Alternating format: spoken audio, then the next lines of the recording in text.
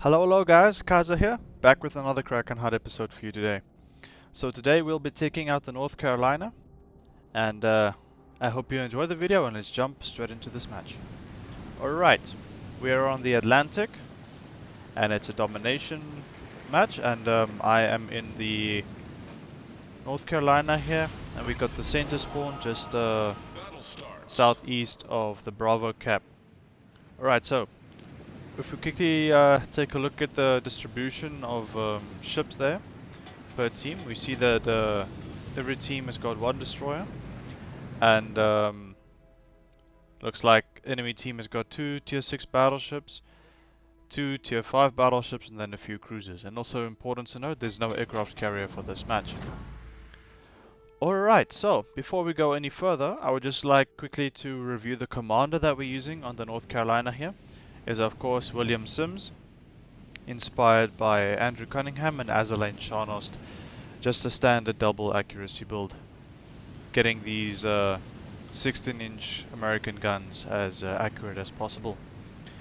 Alright, so now here I am playing solo as well. I'm not in a division, and I am deciding to maybe not push in closer to B, because I have very good range. I'd rather just set out here and shoot at broadside targets as they're moving and traversing the map, and we do take our first shot there at the Nuremberg. Only one overpen though for 1400 damage, not bad, but also not fantastic. Alright, so we see there's some other ships spotted there, and of course we ourselves are spotted now. And we see the Nuremberg seems to be turning out. Yeah, he's turning out. So now we see, ooh, there's a Pensacola, and he seems to be angling in slightly, which is very interesting. And there he goes, completely broadside. And that was some nice shell grouping there from the front guns of the North Carolina, and we managed to clip him there with a Citadel. And 2 penetrations and 1 overpen for some nice damage on the Pensacola there. Of course, the Pensacola is known to be a very citadelable ship, in a sense that it's made of paper, and any big guns hitting that ship at an angle is gonna do some serious damage. Alright, so there we just try and blind fire the trajectory that the Pensacola was sailing on, and hopefully we can get some shots there. Let's see what we can get on the Pensacola, and I believe we completely missed the Pensacola there. He probably turned in or turned out. No, we see they did turn in a little bit, which is why we missed our salvo. Alright, so our friendly destroyer has been able to successfully cap Charlie, and he's also got a few ships with him there for support, as we take another shot there at the Pensacola, hoping to remove that ship completely from the map. But of course, not that great lead time that I took there on the Pensacola, so we only got 1 shell on target, and of course it was overpen. And our friendly cruiser here is gonna remove the Pensacola. So we have lost 1 battleship already, and we just removed 1 cruiser from the enemy team. Alright, so at least our team has got 1 cap, Charlie cap, and that's starting to generate points for us. And yeah, I don't want to push in too hard or too far into B. I don't want to put myself in a potential crossfire here from north of Charlie and north of A, as I see there's 2 unspotted battleships north of A. And yeah, it's unfortunate that our flank south of A did not go in and contest that cap. They decided to sail all the way to the middle of the map here and join me in the middle, which is not ideal, as we are abandoning the A cap, and we see it's a tier 6 French battleship, the Lion there, which is going to be a potential problem for us the further south he goes, which is going to put us in a crossfire here from the north of B and then from A. So we did take a shot there, the California, didn't do too much to him. We do see the Nürnberg there. Take a quick shot at him with the rear battery, and California almost looking like he's completely turning out. So we do take another shot there, and we are plane spotted now, of course. And here I'm starting to get very worried about our flank not contesting the A cap, the Alpha cap, and we do say that is both tier 6 battleships. I believe they were in a division, the Nagato and the Lion, and along with another cruiser. I believe that is a Pensacola. And yeah, this is going to be a bit of a problem. I'm turning my focus towards the Lion here, and we're just trying to reset these ships, prevent them from capping, and start chipping away at their hit points as good as possible. We do get 2 resets there and some decent penetrations on the Lion there, which is very nice, but I do believe it is the Pensacola there that has got all the capping points, which is going to be a problem. I don't know if I'll have my reload back in time. And here I am checking which way my flank teammates on that flank is heading, and I decide to rather hit the Nagato as he's presenting a more broadside target, just struggling to select the ship there. And yeah, we do take a shot there at the Nagato and hoping to get some nice damage on him as he is presenting the better angle. But I did not quite anticipate the speed he was moving, so I didn't lead him enough. As you can see there, we only got 2 pens and 1 overpen. We're hoping for a little bit more, but of course you need to lead the target enough, and I misjudged his speed. Alright, so they did manage to successfully cap A there. So we still have the Charlie cap, they have the Alpha cap now, and one of our friendly cruisers seems to be trying to cap B, but I believe he's constantly getting reset. I don't know how successful that attempt is going to be. And it was a friendly Pensacola that got killed there by the enemy Nürnberg. So now we don't have anyone trying to contest the Bravo cap, and we do manage to score a citadel there of one of the battleships. Very nice. So we assume those 3 ships are going to push straight south, and they're going to come out on the other side of this island in front of me, so I'm trying to reposition myself here slightly without giving too much broadside. And I do see there's a Mexico there, which could potentially be a very big problem for us, as I am in a crossfire position now. And yeah, I would love to hit these ships. I'm just waiting for them to patiently push out. And I do see there I got hit, I believe, by that New Mexico, north of B. And yeah, I could potentially get citadeled from this distance. And I'm in a very difficult position here.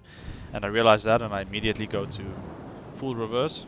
And I would request friendly Tennessee behind me to also try and hit that Nagato, as the Nagato has got 16-inch shells, Japanese 16-inch, and they are definitely gonna hurt us if they hit us. So I can't turn too much here, but I can't give too much of an angle here. So there we try and lead him a little more, aim for the waterline, and that shell grouping looks pretty nice, and we managed to score a citadel of the Nagato. 3 pens for our first kill of the match. But unfortunately, with the last salvo from the Nagato just before he died, he managed to kill our friendly Tennessee.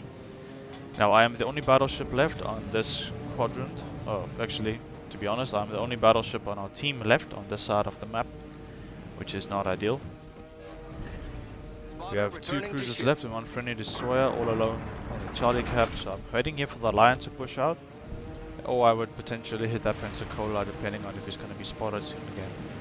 And oh, there we see the Pensacola looks to be almost going completely broadside there. Hopefully we can get some nice hits on him there while he's broadside, and we do manage to clip him citadel there for our 2nd kill of the match.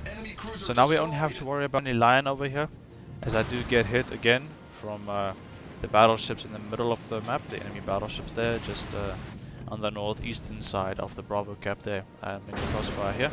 So now I try to angle towards the Lion, and I'm trying to angle away from those battleships. I'm constantly looking at the mini-map here, trying to not give too much angle to them, as I know that is going to hurt, but I do know that the Lion has got 16 guns. That's going to be a big problem, but we do manage to get him there with 6 penetrations and our 3rd kill of the match. Now, priority here is always to take as little fire from the enemy ships as possible. We are being set on fire. I believe it is in Nürnberg there, out in the open, trying to set us on fire, which is a good tactic. trying to distract me from shooting at their battleships.